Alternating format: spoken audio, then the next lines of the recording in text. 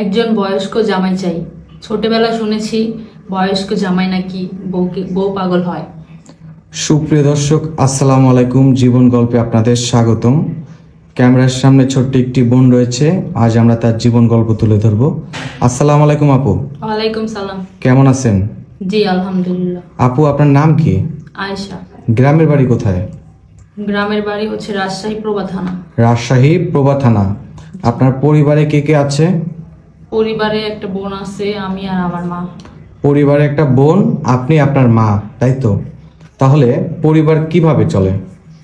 পরিবার চলে হচ্ছে মা বাসা বাড়ির কাজ করে, আর আমিও কাজ করতাম বাসা বাড়ির কাজ, কিন্তু এখন আপাতত করি না। কেন করেন না? মাই চালাচ্ছে। করি না, বিয়ে শাদী করবো, বিয়ের বয়স হয়ে গেছে, তো ওইখানে আসছি আপনাদের কাছে। আচ্ছা, আমাদের সংবাদ কিভাবে পেলেন আপনি? আপনাদের সংবাদ পেয়েছি হচ্ছে আপনাদের মাধ্যমে। আমাদের ওদিকের একটা মেয়ের বিয়ে হয়েছে, তো ওর কাছ থেকেই মানে আপনাদের খবর নিয়ে আসছি এখানে।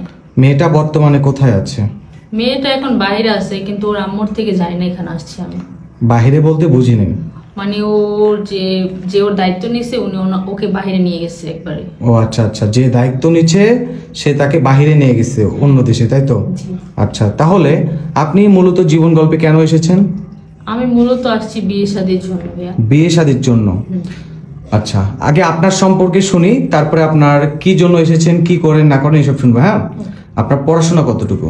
Inter first year. Inter first year পর্যন্ত আপনি পড়াশোনা করেছেন, তাই তো?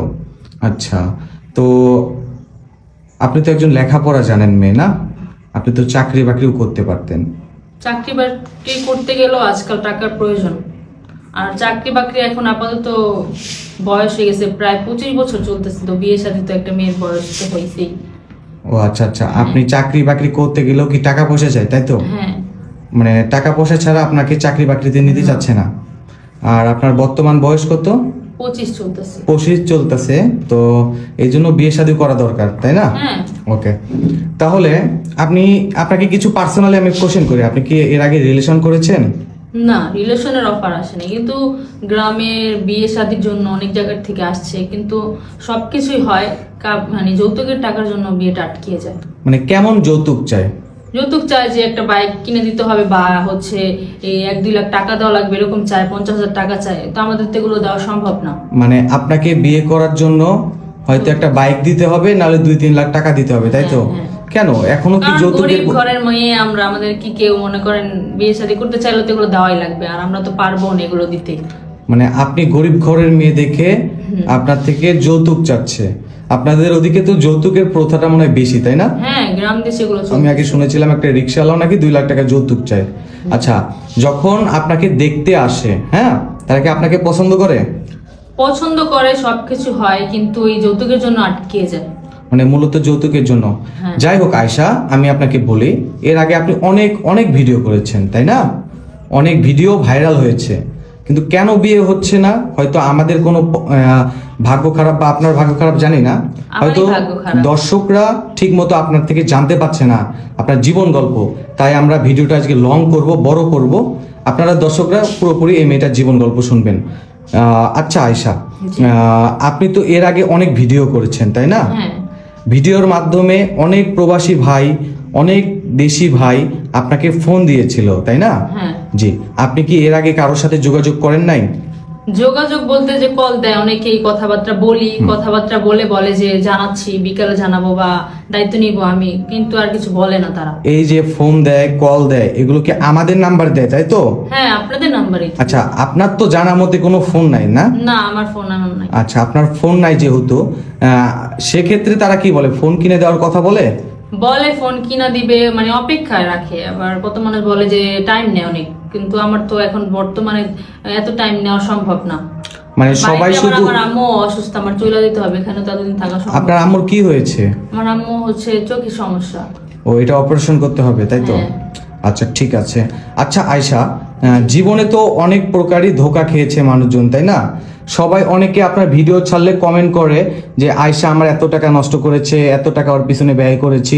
আসলে কি কোনো ভাই আপনাকে টাকা দিয়েছে? এরকম হয় না ভাইয়া, হচ্ছে কি ভিডিও করছি আগে পরে, হয়তো বা তারা অন্য আইডিতে নিয়ে অনেক মানুষই ছাড়ে, তারা খায়, কিন্তু আমি এখন পর্যন্ত মনের মানুষ যদি পেতাম, আমি আবার কি ভিডিও করতাম বলেন? সুপ্রিয় দর্শক, আপনাদের উদ্দেশ্যে আমি দুটো কথা বলি। যদি কেউ আয়শার জন্য টাকা চেয়ে থাকে অবশ্যই সে আগে ভিডিও কলে আয়শাকে দেখবে, তারপরে টাকা দিবেন। কারণ এভাবে অনেক চক্র আয়শার ভিডিও ছেড়ে ইনকামের একটা সোর্স বের করছে। হ্যাঁ, আপনারা অযথাই কাউকে টাকা পয়সা দিবেন না, টাকা পয়সা দিয়ে আপনাদের টাকা পয়সাটা নষ্ট করবেন না।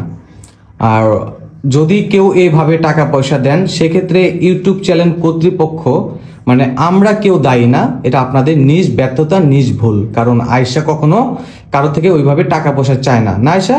জি না, টাকা হ্যাঁ। পয়সা চাই না। আচ্ছা আয়শা, আমি আবার বলি, তোমার ছোটবেলাটা কিভাবে কাটছে একটু বলো তো। ছোটবেলাটা কাটছে হচ্ছে যে ছোটবেলা বাবা চলে গেছে, তারপর আম্মুই অনেক কষ্ট করে মানুষের বাসায় কাজ কাম করে আমাদেরকে বড় করছে। আর আমার একটা বোনও আছে, বোনটা হচ্ছে ক্লাস 6 এবার পরে, ও 7 উঠবে। তো ওকে কষ্ট হচ্ছে অনেক পড়াতে, তাও পড়াইতেছি, কিছু করার নেই। আর আমারটা হচ্ছে যে আমার আম্মু আমাকে অনেক কষ্ট করে পড়াইছে। এখন আর তো পড়ানো মানে টাকা পয়সার জন্য পড়াশোনা অফ হয়ে গেছে। আর ছোটবেলায় এমনও দিন গেছে যে আমরা ঠিকভাবে খেতেও পারি নাই, অনেক মানে কষ্ট করে ছোট দিনকালটা কাটছে। এখন আল্লাহর মধ্যে যতটুকু আসি তাও বলবো, হাজারো কষ্ট থাকলে বলতে হবে এক কথা যে ভালো আছি। ও আচ্ছা আচ্ছা। হ্যাঁ, এখন আম্মু এখনো বাসা বাড়ি কাজ করতেছে, আর কাজ কাম করতেও পারে না, অসুস্থ হয়ে গেছে, চোখের সমস্যা, চোখ অপারেশন করতে বলছে। কিন্তু আমাদের কাছে তো টাকা পয়সাও নাই যে চোখটা অপারেশন করাবো আমরা। যদি কোনো ভাই আপনাকে সাহায্য করতে চায়, আপনার মায়ের অপারেশনের টাকা দিতে চায়, সেক্ষেত্রে কি করবেন?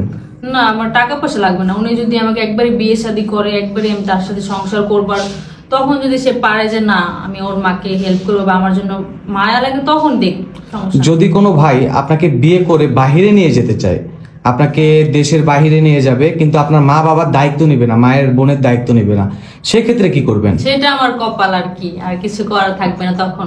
আপনি কি একজন দায়িত্ববান স্বামী চান? দায়িত্ববান এরকমই তো একজন চাচ্ছে, যেন আমাকে দেখবে, আমার পাশাপাশি পরিবারকে একটু অল্প কিছু কারণ তার আপনার পরিবারও তো তারই পরিবার, কারণ হ্যাঁ। আপনার পরিবারে তো কোনো কারণ পুরুষ আমার মানুষ নেই। পরিবারে তো আর আমার ভাই নাই, কেউ নাই, এটা তো সে জানা শুনে বিয়ে করতেছে। আচ্ছা, সুপ্রিয় দর্শক, আপনারা শুনলেন এই বোনটির গল্প। যদি কোনো ভাই তার পরিবারের টুকটাক নিজের মতো করে নিতে পারে, হ্যাঁ। অবশ্যই তাহলে যোগাযোগ করবেন ইনশাল্লাহ। আচ্ছা, ওই বড় ভাইয়ের যদি কোনো বাচ্চা থাকে, তার বউ মারা গেছে, বাচ্চাকে নিজের বাচ্চার মতো দেখবেন? হ্যাঁ, ইনশাআল্লাহ। সে যদি বলে আমি পরবর্তীতে কোনো বাচ্চা নিতে পারবো না, আমার বাচ্চাই সব, তাহলে কি করবেন? ওটা তার খুশি, আমি কিছু বলবো না। আমাকে যদি ভালো রাখতে পারে তাহলেই হবে আমার। অন্যজনের বাচ্চাকে নিজের মতো করে দেখতে পারবেন? হ্যাঁ, আমার সন্তানের মতো করে আমি বড় করব। আচ্ছা, যদি কোনো ভাইয়ের বউ অসুস্থ থাকে, হ্যাঁ। বউ আছে কিন্তু তার বউকে দেখাশোনার জন্য তোমাকে বিয়ে করতে চায়, তোমার বউয়ের দায়িত্ব দিবে, তোমার বাচ্চা যদি হয় সামনে, বাচ্চা নিজের পরিচয়ে বড় করবে, অবশ্যই তার বউ হবা তুমি। যদি এমন কোনো ভাই তার বউয়ের জন্য আপনাকে বিয়ে করতে চায়, তাহলে কি করবেন? হ্যাঁ, ওনার সাথে আরো আমি ভালোভাবে সংসারটা পার করে দিব, বোনের মতো থাকবো আমরা দুইজন। আপনার পরবর্তীতে অসুস্থ মহিলাকে আবার আপনি টর্চার করবেন না তো? না, এরকম যদি আমি হতাম, আমিও তো হতে পারতাম। ও, তাহলে বড় বোনের মতো দেখে সেবা হ্যাঁ, করবেন। বড় বোনের মতো দেখে আমি সেবা করে যাব। সুপ্রিয় দর্শক, এই বোনটির মুখেই আপনারা শুনলেন। আচ্ছা, আরেকটা কথা, জি। যদি কোনো ভাইয়ের বয়স 60 কিংবা 70 বছর হয়, তাহলে আপনি কি করবেন? হ্যাঁ, আমি বিয়ে করব, সমস্যা নেই। কারণ হচ্ছে বয়স্ক মানুষ আরো বউকে বেশি ভালোবাসে। আপনি তো ভিডিওর আগেও বলেছিলেন একজন বয়স্ক জামাই চাই, কারণটা কি বলেন তো? বয়স্ক জামাই চাই কেন? আজকালকার বিচ্ছেদের সংখ্যাটা মানে বেশি বাইরে গেছে, আর বয়স্ক মানুষটা বউকে আরো বেশি ভালোবাসে, আগলে রাখতে পারে তারা। ও আচ্ছা আচ্ছা, এই জন্য একটা খুঁটি চান, তাই তো? আমি এরকম কোনো মানুষ চাই না, আমি চাই এরকমই একজন মানুষ জানো তার সাথে আজীবন কাটাই দিতে পারে, যে বিয়ে শাদী হবে কদিন পরে আবার ছাড়া ছেড়ে, এগুলো আমি চাই না। গতবার ঈদ কেমন কাটাইলেন? অনেক কষ্ট হয়েছে কাটাতে। একটু যদি খুলে বলেন। গরিব মানুষের ঈদ, গরিব মানুষ ঈদ কেমন যায়, তাই তো? ঈদে কিছু নেই, কি নিব? সামনে তো আবার রোজা আসতেছে না? হ্যাঁ, রোজার কি কি প্ল্যানিং করেছেন? সামনে কি কি মার্কেট করবেন? মার্কেট আমি না করতে পারলো, যাতে আমার মা একটা বোন আছে, ওদেরকে দিলে আমি অনেক মানে দিতে পারলে আমি অনেক খুশি হব আমার থেকে। মানে আপনার জীবন সারাংশ যতটুকু মনে করলাম, যে একটা ভালো মানুষ চান, যে মানুষটা আপনার দায়িত্ব নেবে, আপনার পাশে থাকবে, সারা জীবন আপনাকে আগলায় রাখবে, তাই না? হ্যাঁ। এমন একটা মানুষ হলে আপনার জন্য ভালো। সুপ্রিয় দর্শক, আপনারা নিজের মুখেই শুনলেন বোনটির জীবন আত্মনাদ, আত্মকাহিনী। কারণ খুব অসহায় হলে একটা মেয়ে ক্যামেরার সামনে আসে। আচ্ছা, আপনার সাথে যোগাযোগ করবে কিভাবে? আপনাদের মাধ্যমে করতে হবে, আমার তো ফোন নাই। আমাদের মাধ্যমে করলেই হবে? হ্যাঁ। আচ্ছা, ঠিক আছে। আপনার বর্তমান বয়স তাহলে 25 বছর, না? জি। আপনি যদি আরেকবার সংক্ষেপে আপনার জীবন গল্পটা বলতেন আমাদের দর্শকের উদ্দেশ্যে, প্রথম থেকে শেষ পর্যন্ত যদি নিজের মুখে বলতেন। প্রথম থেকে শেষ পর্যন্ত বলতে হচ্ছে যে আপনার নাম, ঠিকানা, আপনার ফ্যামিলিতে কি কাছে সব যদি একটু বলতেন। আমার নাম হচ্ছে আয়েশা, আর আমার ফ্যামিলিতে আছে আমার একটি বোন, আমি আর আমার মা। আর আমি পড়াশোনা করছি হইতেছি ইন্টার ফার্স্ট ইয়ার পর্যন্ত, আপাতত পড়াশোনা করি না। আর আমাদের গ্রামের বাড়ি হচ্ছে রাজশাহী প্রভা থানা। আর আমার মা আছে, আমার মা বাসা বাড়ির কাজকাম করে, উনি কাজকাম করেই আমাদেরকে খাওয়াইতেছে। আর এখন আসছি এখানে আমি বিয়ে শাদী করবো, বিয়ের জন্যই, মানে সবকিছু মিলিয়ে জিলে এখন আসি, যেভাবে আসছি ভালো আছি, হাজারো খারাপ থাকলেও ভালো বলতেই হবে। যাক আলহামদুলিল্লাহ। আচ্ছা, এর আগে দেখলাম আপনি একটা লাউ খেতে ভিডিও, এটা কি আপনি ওখানে কাজ করতেন? না, ওখানে কাজ করতাম না, ওখানে হইতেছে যে ঘরে খাবার ছিল না। তারপরে দেখলাম আপনি বাসা বাড়িতে কাজ করেছিলেন, এটা কি আপনার মা অসুস্থতার কারণে আপনি গিয়েছিলেন? হ্যাঁ, আম্মু অসুস্থ হয়েছিল দেখে পরে আমি গেছিলাম, যে আমার আম্মুর জায়গায় আমি কাজটা করে দিয়ে আসছি। আমি যাই, মাঝে মধ্যে যাই, আমার আম্মু না পারলে আমি যা করে দিয়ে আসি। ওকে বোন, ভিডিও অনেক বড় করলাম। সুপ্রিয় দর্শক, ভালো থাকবেন, সুস্থ থাকবেন, আল্লাহ হাফেজ। এই বলে আজকে শেষ করছি। যদি কোনো এই বোনটির দায়িত্ব নিতে চান, ডিসপ্লেতে দেওয়া একটি নাম্বার রয়েছে, অবশ্যই তার দায়িত্ব নেওয়ার জন্যই ফোন দিবেন না, কেউ অযথা মজার ঠাট্টা করার জন্য ফোন দিবেন না। ওকে আয়েশা, ভালো থাকবে, সুস্থ থাকবে, আল্লাহ হাফেজ, আসসালামু আলাইকুম।